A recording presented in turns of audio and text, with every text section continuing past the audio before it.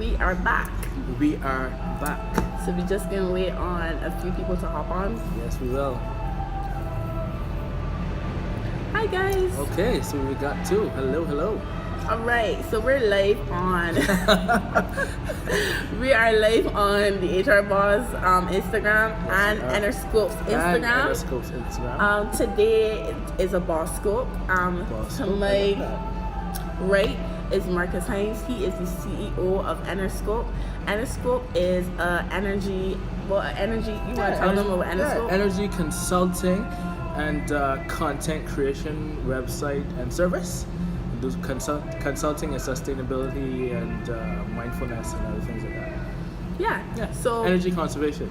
So today we're talking about 3 topics. The first one is, starting your own side hustle or a business if that is your desire.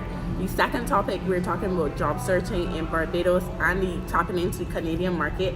And our final topic, we are going to let you type your questions below and we're going to try to address them as best as we possibly could.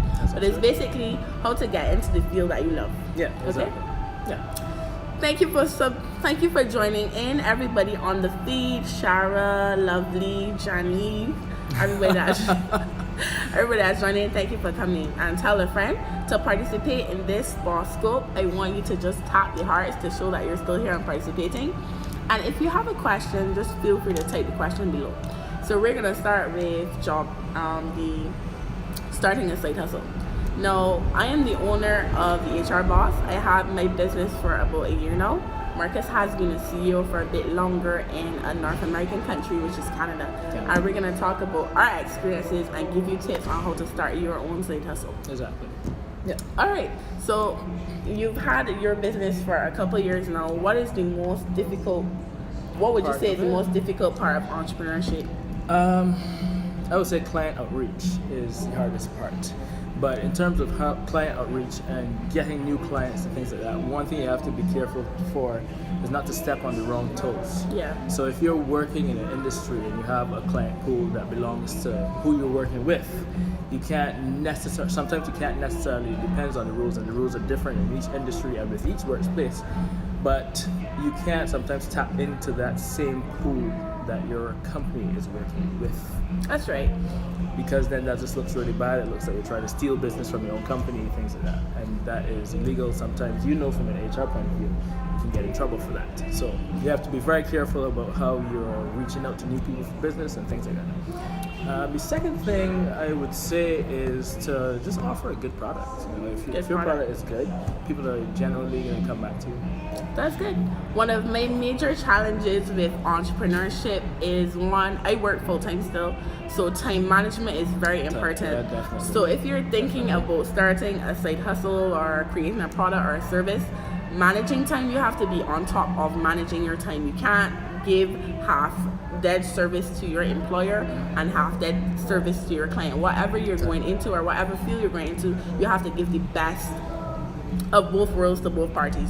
So a big part of entrepreneurship is time management. The second thing is, for me, a difficulty is the ability to say no. A lot of people require a lot of you. Some of you clients are blowing up my phone for resumes. And clients don't know that you get sick and you're not a robot. So a big part of what you do as an entrepreneur, you're gonna realize that your clients become your boss. Yeah. So they become very demanding about when they want stuff. They get very demanding about career. So we've got a question coming through from Enerscope. Enerscope Live. Yeah. So do you believe in investing in the future? Absolutely. Yeah, absolutely. Because the future is everything, right? You're in the past now. But in the next 5 minutes, 10 minutes, that's now the past, right? You're in the present now, sorry. The next 5 minutes, that's the past. So you have to invest in the future to ensure that your business is going to be sustainable, you have longevity and things like that. So yeah. So the question was, do you believe in investing in your future? Marcus summed it up nicely. Yeah. I do believe in investing in your future. I think that education and career development is the most important investments. Right. You could invest in material things and they will go to waste or clothes will wear out, but investment in yourself is the best investment that you can make. So if that answers your question. Do you have another question? Do you volunteer a lot of your time? It depends on what it is.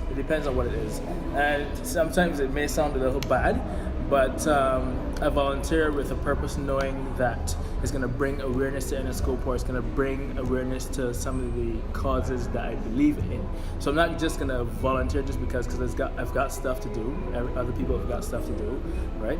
But I definitely will volunteer a lot of the time in terms of if I believe in what I'm volunteering for. So in terms of volunteering, my time, I volunteered with the AGNR program, which is a program in Barbados. So the aim of the program is to help coach children who leave secondary school without qualifications. So I help coach them and show them how to do resumes and how to do interviews.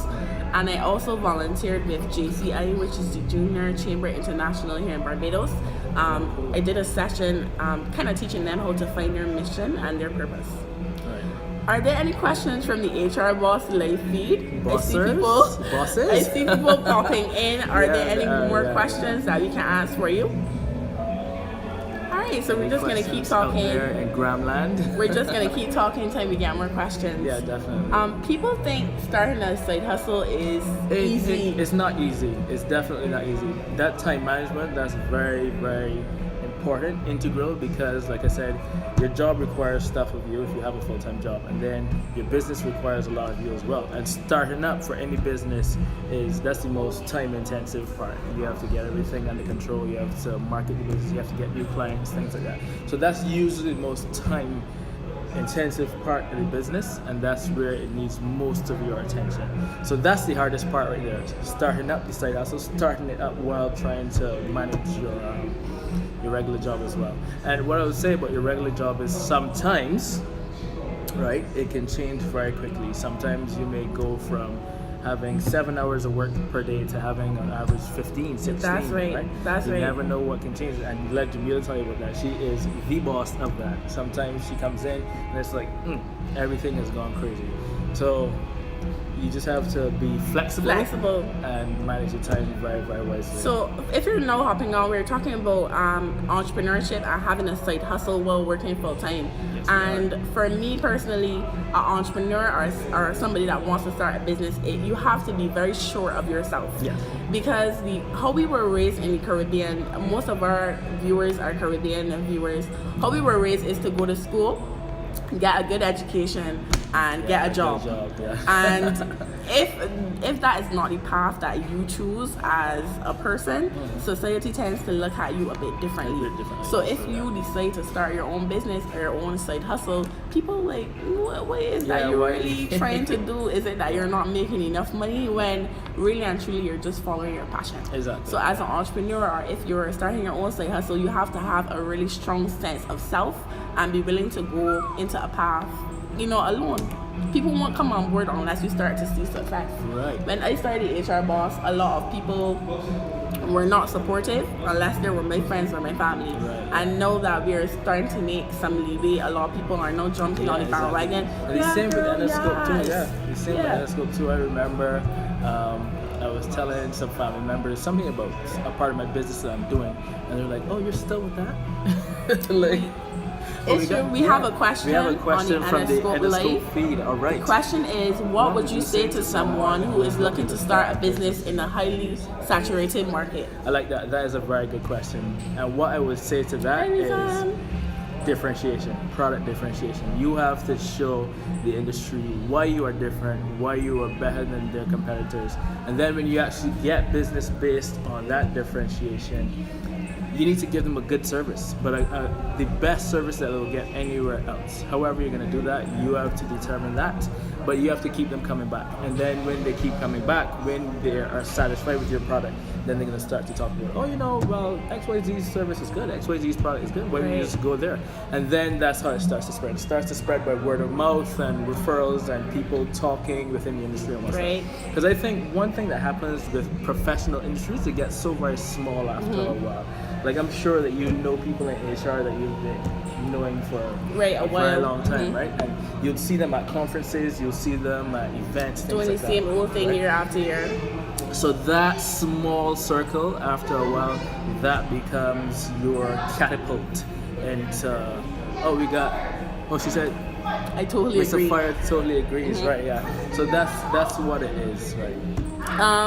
For me personally, getting into entrepreneurship in a saturated market, career coaching is nothing new, but in Caribbean it's new to the Caribbean, and everybody does it the same way in the Caribbean. So to differentiate myself, one, I provided a service for millennials only in the Caribbean, which people don't target. People think that we are the worst people to employ, and people don't see HR managers looking like me or looking like Rizan in the Caribbean. So I created a face of young HR in the Caribbean. The second thing I did was is on pause. It's pause. The second thing I did was I decided to go on tour. So normally when you hear about tour, you only think about DJs, you think about musicians. So when I decided to go on tour teaching people our classes, our career boot camp, people thought that I was going crazy or losing it, but the tour was successful. I nearly had a panic attack and a nervous breakdown in the process, but look at God, you know? It's true. Do you have any questions on the HR boss feed before? But one thing I would say to your last point is don't afraid to be creative. Be creative. Right? How Jamila was creative was that she started looking at the music industry and integrated that with DJ HR. Puffy to be exact. Exactly. So when you hear about is in HR, in business in general, you don't usually think of somebody going on tour. That's something reserved for the music industry or for the performing industry, where you take a show or a circus or something like that on tour. But don't be afraid to look around and draw creativity or draw inspiration from industries that you yourself admire. You're right, Miss Sapphire. Product differentiation requires a lot of buy-in, and because I was going into Eastern Caribbean markets, and as a Barbadian, it required a lot of communication with my target audience. It required me to build their trust. So it took me about a year to build their trust through my blog posts, through webinars, through they're reaching out to me and I'm posting and engaging them in order for people to trust me to give me their money online and come to my seminar in their island. So yes, product differentiation requires buying. But one thing I would say to that too as well, product differentiation and just being in the industry in general, it requires you to have your ground to the ear. This is the industry that you're operating in, so you need to be actively and passively listening to what's going on in the industry, right? So I usually suggest people to start businesses in areas that are interesting to them or where they have a passion. That's right. So that it's something that you genuinely gravitate to, so that you don't have to always be like, oh, this is changing, oh, that is changing. That's true. And to add to your point, Miss Sapphire, apart from product differentiation, cost is another differentiation factor. Now, I saw our boutique on live a few moments ago. R&R is a normal online clothing store in Barbados, but their way of differentiating themselves is by cost. Similarly, HR Boss, when people think about resume writing or career advisory services, people think it's too expensive. And what we've done is make it extremely affordable for millennials. Invest in yourself. We've made it almost a giveaway for you to invest in yourself. Yeah, it's true. Right? One thing that I would say to invest in yourself is part of my business I have is called mindfulness. Mindfulness is just about being in that headspace. Oh, it's back. Enerscope is back. All right, welcome back. Being in that headspace where you are as sharp as a tack. I looked up the name, the actual term for it last week, but I don't remember it now. But it's being in that headspace where your mind is just clear and free and ideas are flowing. Yeah. And I have a course that speaks to that. How do you get in that frame of mind? How do you stay in that frame of mind? Mindfulness, and how do you avoid distractions and things like that? So, and the mindfulness course is only $8, so exactly. And you can snatch your edges with that. Yeah, definitely. But I'll leave the link after the webinar. I'll leave the link in our description bar, for sure. And I'll also tag Enerscope so you can follow them on Instagram. The next thing we're going to talk about is job searching and breaking into Toronto. So if you're now joining the live, Marcus is from Toronto, Canada. He's an engineer there and he is the CEO of his own company. And we're going to talk about going from the Caribbean and migrating and trying to get into that job market. So you left Barbados in what year? 2012. 2012. I think 2012. So about 5 years ago. Yeah. Exactly. And the job search in Canada is extremely different from the Caribbean. So tell us about your experience job searching in Canada. My experience, wow. Okay, so the first thing that you have to note is that everything is done differently. So sometimes how you would see a posting in WhatsApp or you would see a posting in a newspaper or anything like that. No. In Canada, it's not like that. You need to figure out the companies that are doing what you're interested in, and you need to go to each individual website and send an application there. And you need to be patient. That's the second thing. Patience. Very, very, very patient. Because sometimes you would apply for a job and people don't get back to you for sometimes 10 months, right? But it's just something that's happening within the business. They're extremely busy, they're extremely swamped, and they don't have time to respond to it at the moment. So you always have to be proactive, sometimes follow up with them, sometimes ask them, hey, what's happening? How far along is the application process? Things like that. And don't be afraid to be annoying, quote unquote, because sometimes they legitimately forget, right? That's true. So yeah, that's one thing I say. The other thing that I would say in breaking in to the Toronto market is try to have some local knowledge, right? Yeah, try to have some local knowledge so that employers can see that, yeah, you've got all this international experience and that's great, but you also have some local knowledge which is relevant to the local market as well. So picture it like this, Jamila. If you were hiring somebody here in Barbados that had a degree from Oxford, right? And they were put against somebody that had a degree from Oxford, but then had something like an extra diploma from UE or something like that as well. Which one would you choose? Like, which one is more attractive? I would say Oxford. That might sound real bad, but we in Caribbean, we are brand people. That's true. We like brands. Caribbean people, like, tap a heart if you like brands. And I would say we value what we call like Harvard education over our own UE. The Ivy League. The Ivy League. Yeah, and I went to UE, don't get me wrong, but in North America and big countries now, it's actually the opposite of that. So they can see that you have a good education. Yeah, great. Anybody can get a great education. But do you have your ear to the ground? Do you have that local knowledge? Can you understand what's happening in the local industry? Because it could be all one HR industry, it can be all one engineering industry, but it's very different based on where you That's right. An example of that is the HR industry in Barbados is so different from the HR industry in St. Lucia, It's St. Trinidad, right? Antigua. So yeah, that's another thing that I would say as well.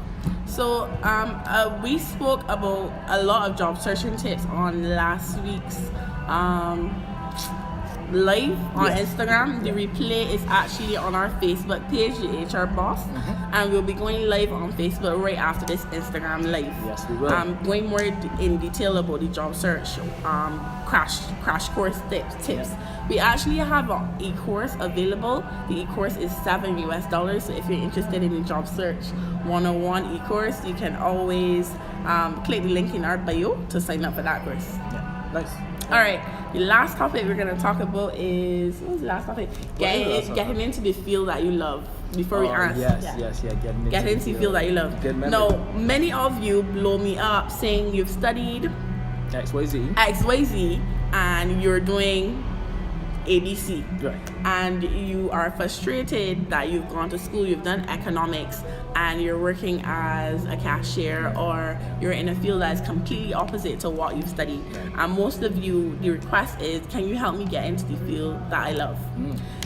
I am extremely fortunate to have done HR and be working in HR, and similarly, I did engineering. Marcus did engineering at the University of the West Indies, St. Augustine, and he's in engineering. That does not happen for everybody. You have to be very intentional.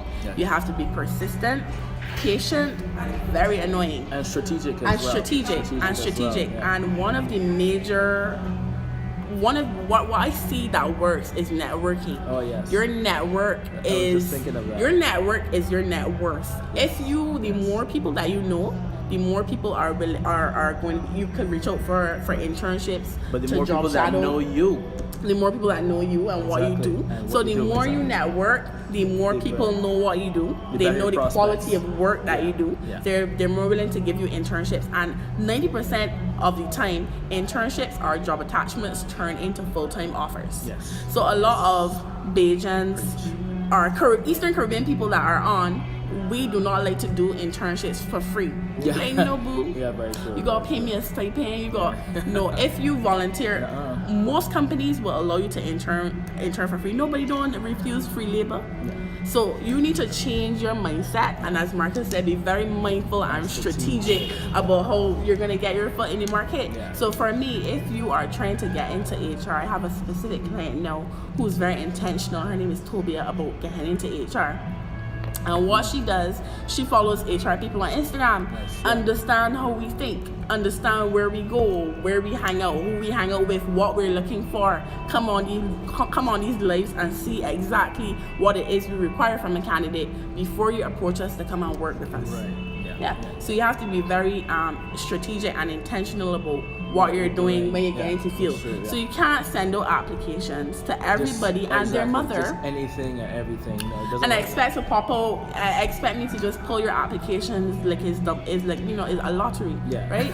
So you have to be very, very intentional and strategic about how you're going about it.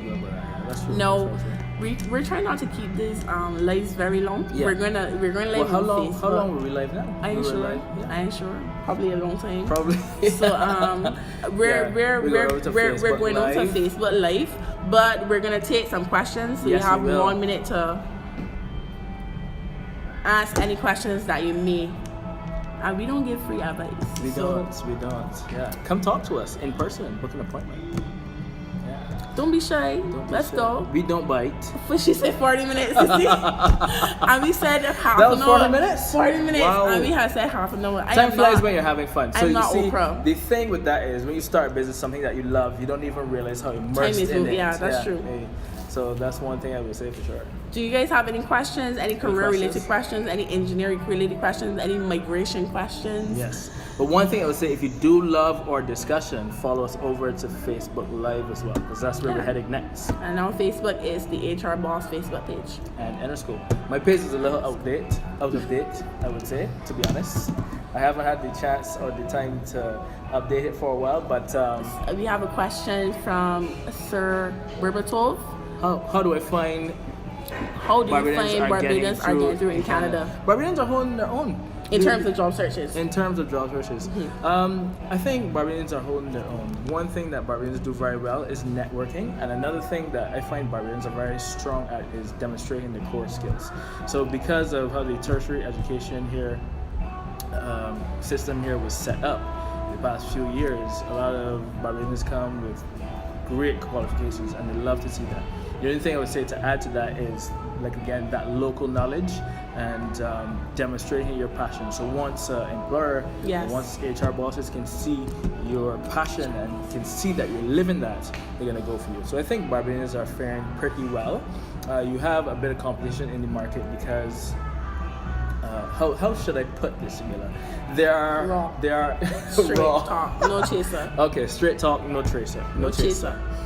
There are people of other nationalities that would beat us out in terms of our remuneration or pay. Yes. So let's say if we're asking for $100,000 a year, there's some people that would come and do that same job for $60,000, right? Who would the firm be interested in going with if it's looking to save money? So you have to look at the firm and you have to determine, okay, what's this firm's strategy? Is it a firm that is interested in getting good quality work, or is it a firm that's looking to save money?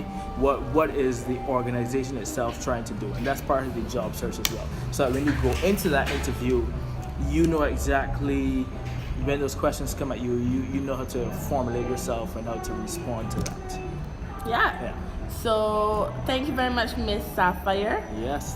If there are no questions, thank you to all the Enerscope followers as well for those great questions. if we're gonna take one more question, can we talk a bit about job searching? Girl, job searching in BIM is a different animal from job searching in North American countries. You, like I was speaking about last week, sorry that you couldn't join us. Job searching in BIM, getting a job in Barbados is reliant on your political affiliation, who you're related to, what your last name is. It's tied to so many factors. Who is your man? Like who are your links? Who your network is? No so chaser. that's straight talk. It's true. Job searching in BIM is very complicated. What I can say Overly though, so, in my once opinion. you're good, you're good. Nobody can take away from you your talent. Yes. And for me, I am not linked to anybody, but you can't deny that I'm good at what I do. Yes, and that is what I would say to this question here from Sapphire as well. So how do Bajans differentiate themselves? Just demonstrate those very, very core talents and competencies that you have. You gotta be twice as good. Yeah. He's saying it in a diplomatic way. You have to be twice as good in Barbados and the Eastern Caribbean in order to get a job if you don't have any links or connections. Yes. That's point blank period. And demonstrate that. Demonstrate that. So you have to come correct. Your resume has to be on point. Your interview cannot be slack. You have to have excellent interview skills. And I find Eastern Caribbean people and Western Caribbean people, like from Jamaica, are completely different. Right. We tend to be very shy and laid back and okay, I want people to recognize I'm good. Whereas Jamaicans are very arrogant. If any Jamaicans on this feed, whatever. Jamaicans are very arrogant. They let you know that they are good. But job searching in Barbados is extremely difficult, and in Eastern Caribbean because we have to be twice as good. If you don't have any political affiliations, if you're not linked to anybody, job searching in Barbados is extremely difficult. You have to come correct. So I hope I answered your question. I see a question here. What is the market like in Canada with regards to greening jobs?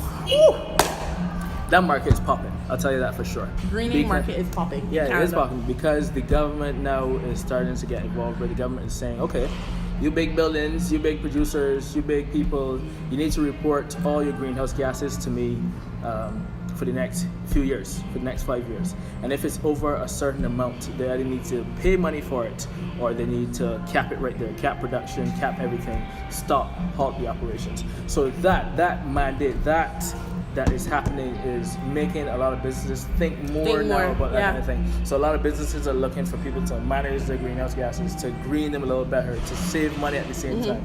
And I think in the next few years it's gonna be standard. Yeah. It's gonna be standard, yeah. I agree. Yeah. So we touched on job searching in Canada and job searching in Barbados. We're gonna take one more question before we go over to Facebook. Yes. And the replay will be available if you didn't catch the whole live. So we have to thank all the followers as well. Yeah. Thank all the viewers from Enerscope. And don't mind that my recording keeps pausing. I see you Instagram, but thank you everybody. Thank you everybody for joining. And this is an every Saturday thing, yeah? Yes, This is Saturday's career realness. And she will have different guests from time to time. Different guests. As she does. Yeah, Straight talk, no chaser. No chaser. If there are no questions, thank you, Sapphire. Just click your hearts to show that you appreciate this scope. Maybe we can get some friends from New York on this next week. We get some friends from New York on this next week. Because there's certain places that are big for Bajans. Toronto's one. New York is another one. And UK is another one. Yeah. Right? So, maybe. We'll see. No promises though. But we'll see. Oh, thank you for the appreciation. Yes, definitely. Bye, guys. And remember this week, stay awesome and kick butt and take names. That's it. 2017 is a year of revenge. That's it. If you want to talk to me after, please slide in my DMs, but I'll respond after my Facebook Live. Facebook Live is on the HR Boss page and Enerscope page. Yes. Bye, guys. All right, see you.